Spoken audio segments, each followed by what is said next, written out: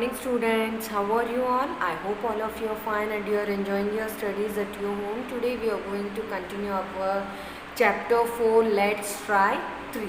Okay, so let's start now. What is there in let's try 3 students? Read the questions and answer them. Means we have to read the question first, means हमें पहले प्रश्न पढ़ने हैं और फिर उनके उत्तर देने हैं. So let's see the first question now. Describe the friendship that Zuman and Alugu shared. यहाँ पे किसके बारे में बात की जा रही है? जुमान और जो अलगू चौधरी थे उनके मित्रता के बारे में वर्णन किया जा रहा है. जो इन दोनों मित्रों के बीच में जो भी ये शेयर करते थे सब कुछ, उसके बारे में हमें यहाँ पे वर्णन करने के लिए कहा जा रहा है. Okay. Jumman and Alagu were best friends. They were inseparable. Jumman और अलगू जो थे वो प्रिय मित्र थे, बेस्ट फ्रेंड्स थे और दे वर इंसेपरेबल. मीन्स वो कभी भी अलग नहीं हुए. वो हमेशा क्या करते थे? साथ रहते थे हर एक चीज़. मतलब उनकी मित्रता जो थी वो कुछ अलग ही थी. Their thoughts and attitude towards life was the same. Their thoughts, उनका जो सोच विचार होता है, उनकी जो एटीट्यूड, उनका जो बर्ताव होता है टूवर्ड्स लाइफ, मीन्स जीवन की तरफ जो भी एटीट्यूड था, जो सोच विचार था, वो सब कुछ उनकी क्या थी? एक जैसी थी.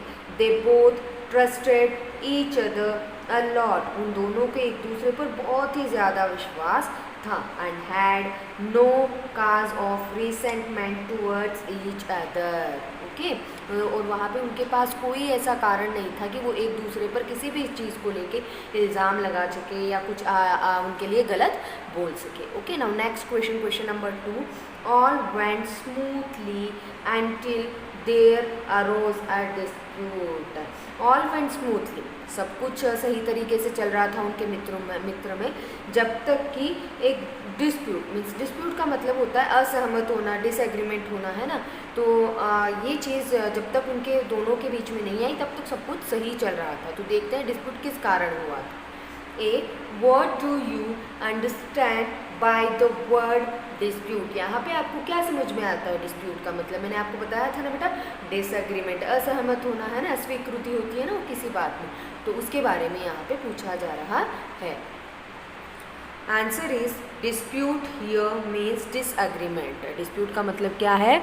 Disagreement. Now question B. Who were the people who had the dispute. ऐसी मतलब वो लोग कौन थे जिनके बीच में मतभेद या वाद विवाद चल रहा था.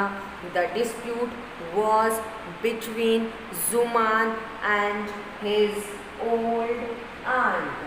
यहाँ पे आंसर मैंने पूरा नहीं दिखाया, will show you the answer. ये जो विवाद चल रहा था वो किस किस के बीच में था? जुमान और जुमान की जो खाला थी, उनकी जो एक बूढ़ी औरत जो थी, जो जुमान की आंट थी, चाहे खाला थी, इन दोनों के बीच में विवाद चल रहा था.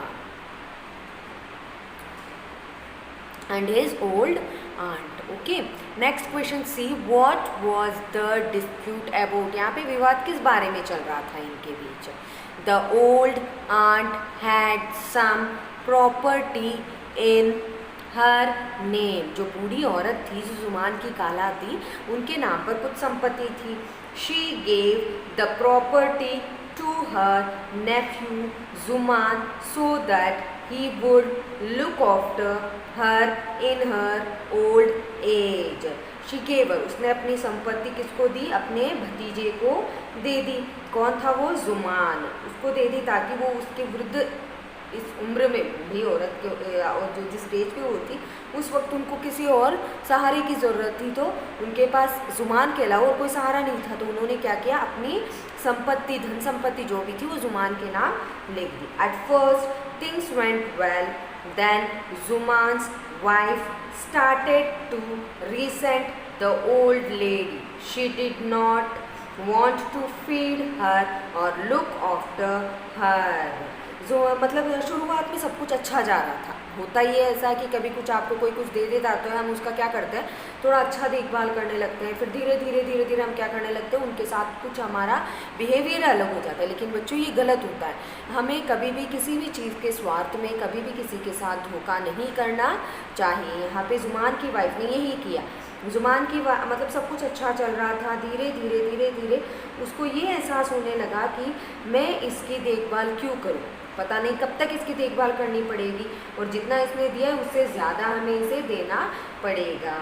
तो मतलब वो ना तो उसको खाना देना चाहती थी, ना ही उसकी देखभाल करना चाहती थी। She felt the aunt was a burden on her. उसको महसूस होने लगा था, क्या महसूस होने लगा था कि जो आंट, जो जुमान की खाला है, वो इन पर बोझ है, ऐसा उसको महसूस होने लगा था। The old lady wanted to leave their home and approached Zuman for some monthly allowance, but Zuman refused to give her money.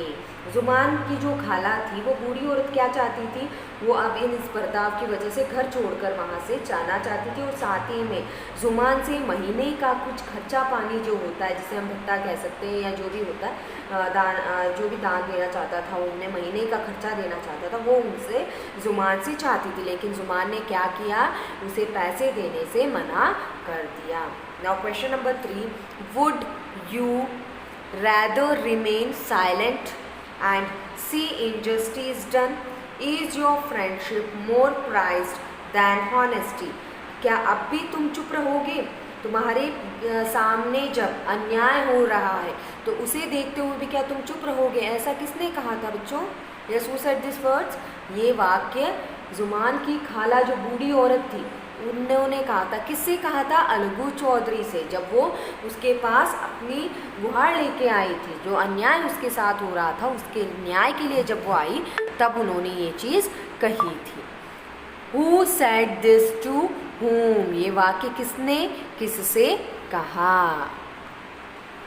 The old lady, Zuman's aunt, said this to Alagu Chaudhary, Zuman's friend. The old lady, जो बूढ़ी औरत जो जुमान की aunt थी, उन्होंने ये वाक्य अलगू से कहे थे, जो जुमान का प्रिय मित्र था। Okay, next question B, in which context were these words said? ये किस स्थिति में ये शब्द कहे गए थे? When the aunt approached Alagu to come to the panchayat to support her, he was reluctant as he was Jumman's friend. Jumman की आंट ने जब अलगू से पंचायत में आके मेरी तरफ से गवाही देने के लिए, मतलब उनकी तरफ से, बूढ़ी औरत की तरफ से गवाही देने के लिए कहा था, उसके तरफ से खड़े होने के लिए कहा था, तब ये वाक्य बूढ़ी औरत ने कही थी। Okay,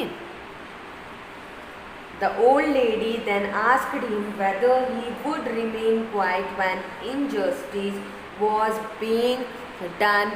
Would he allow it to happen? अब यहाँ पे बूढ़ी औरत पूछ रही है, जो वृद्ध औरत थी वो यहाँ पर पूछ रही है, क्या तुम्हारे सामने जो अन्याय हो रहा है उसे देखकर चुपचाप ही खड़े रहोगे? क्या तुम कुछ नहीं बोलोगे? क्या तुम्हारी आत्मा तुम्हें ऐसा करने के लिए अनुमति देती है? ऐसा कहा। कब कहा? जब वो वहाँ पर अलगू के पास प्रार्थना करने गई थी कि वो पंचायत में आके उसके सहारे खड़ा रहे। Next question C, what effect did these words have on Alagu? इन शब्दों का प्रभाव अलगू पर क्या था? अलगू पर इन शब्दों का प्रभाव क्या हुआ? Algu was highly moved by these words. Algu जो था वो बहुत ही ज़्यादा इन शब्दों से, उसकी आत्मा ने उसको झिझोड़ दिया और वहीं पर वो स्तब्ध होकर खड़ा रह गया, वो कुछ ही नहीं बोल पाया। उसकी आत्मा ने उसको आवाज़ दी इन शब्दों को सुनकर। ही रियलाइज, उसको महसूस हुआ that he needed to abide by the truth. तब उसकी आत्मा ने उसको आवाज़ दी, उसको महसूस हुआ कि उसको सत्य का ही साथ देना चाहिए, एंड नॉट फेवर फ्रेंडशिप, ना कि अपने मित्रता की वजह से गलत का साथ वो दे, उसके पक्ष में वो बोले, ऐसा उसकी आत्मा ने उसको क्या किया? जगाया। So yes students, I have given you only 3 questions of this chapter today. In next video I will give you next 3 questions. Okay, have a nice day. Learn all the question answers. Write in your fair notebook with fair and neat handwriting. Okay, bye students.